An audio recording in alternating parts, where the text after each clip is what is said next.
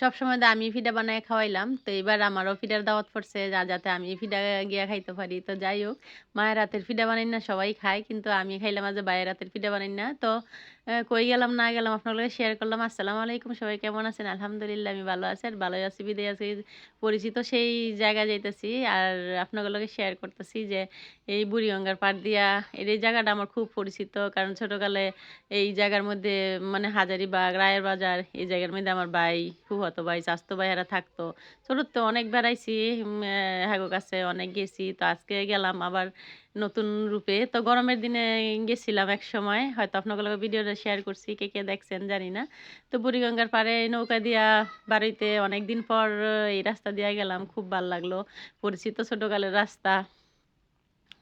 তো রাস্তা তো কইলো যে কি লেগে যাইতাছি তা আজকে কইলাম কিন্তু যে আমার পিঠা খাওয়ার দাওয়াত আছিল তো পিঠা খাইতে যাইতাছি আর এই জায়গাতে অনেক পিঠা আবার আশেপাশেও দেওয়া হইব মানে ব্যবহার যেটা যায় আর কি ডালা তো এই উদ্দেশ্যে যাওয়া তো জামাই বাজার রওনা দিয়া লাইছি রওনা দিয়া হাঁটতে হাঁটতে যাইতেছি আর কইতাছি যে এই রাস্তাগুলোতে বা এই আশেপাশের গুলাতে কোনো দোকানপাট বা কোনো কিছু আসছিল না একবারে বেরিবান পর্যন্ত কোনো একবারে খালি আছিল।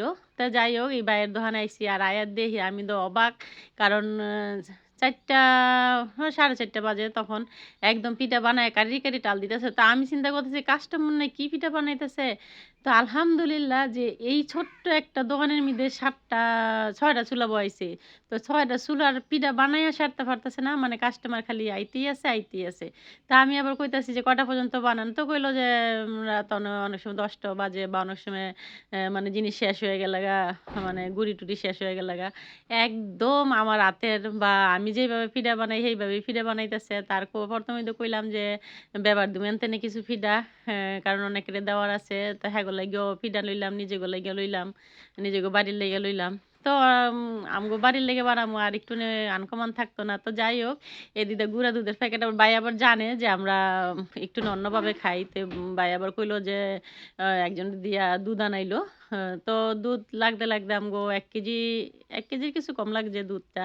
তো গুঁড়ির মধ্যে দিয়া এটা মানে আমি যেভাবে বানাই দেখছেন আমার পিঠা বানাই না আপনাদের লগে শেয়ার করছি যে কিভাবে আমি পিঠা বানাই।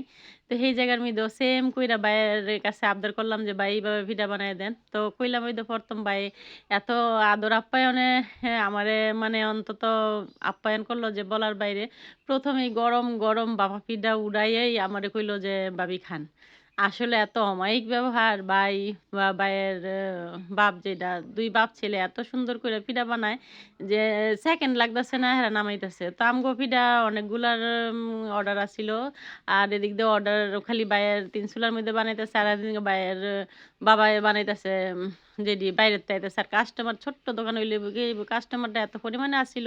আর এই যে কইলাম যে আমার ছোটকালের মতো কথা মনে হইলো যে কেউ আমারে পিঠা বানাইতে দিতেছে আর আমি খাইতাছি। তো একটুর লাইগা দোকানটা বন্ধ আছিল যেটা হইলো মাগরিবের নামাজের সময়। সে সময়ও দেখি ৮-১০ জন কাস্টমার আয়া খাড়া রইছে, রিক্সা লইয়া খাড়া রইছে। মানে আলহামদুলিল্লাহ আল্লাহর রহমত ছাড়া এরকম একটা ছোট্ট দোকান এইভাবে চলার আসলে আল্লাহর রহমত ছাড়া এটা সম্ভব না। তো যাই হোক ভাইয়াগো এই জিনিসটা দেখে আমার খুব ভাল লাগলো। আর কাস্টমার তো আইতেই আছে। তা আমি চিন্তা করতেছি যে ১ম চিন্তা করছিলাম যে কেডা খাইবো, কেডা খাইবো? পরবর্তীতে দেখি যে না মানে যেইডি বানাইন আছিল সেইডি সহ ঠান্ডাডি সহ লইয়া যাইতেছে। আর এই যে আমগো পার্সেল যেডি এই বক্সে বইরা, বইরা করা হইতাছে। তো এই ভাইয়ের নাম হইলো হাজী কালাম ভাই। অ্যা হাজারীবাগ বটতলা। তো আপনাগো লগে শেয়ার করছিলাম হয়তো যে সময় শরবতের ইডা খাইছিলাম।